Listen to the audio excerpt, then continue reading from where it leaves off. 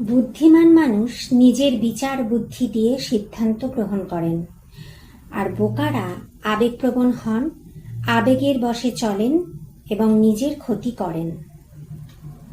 বুদ্ধিমানরা সামর্থ্যের বাইরে গিয়ে মানুষকে খুশি করেন না, আর যারা বোকা হন তারা মানুষকে খুশি করতে গিয়ে নিজের জীবন শেষ করে ফেলেন। না বলাটা শিখতে হয়। আত্মসম্মান বজায় রাখতে গেলে না বলতে হবে। সবার সমস্ত কথায় বা কাজে বুদ্ধিমান মানুষেরা কখনো হ্যাঁ বলেন না। বুদ্ধিমান মানুষ কম বলেন, বেশি শোনেন। বুদ্ধিমান মানুষকে কখনো ইচ্ছে মতো ব্যবহার করা যায় না।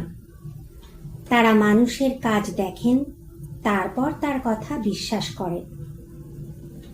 বুদ্ধিমান মানুষ কখনো নিজের দুর্বলতা প্রকাশ করেন না, যাতে অন্য সুযোগ নিতে পারে। কিন্তু যারা বোকা হন তারা নিজের সম্পর্কে প্রায় সব কথাই প্রকাশ করে ফেলেন।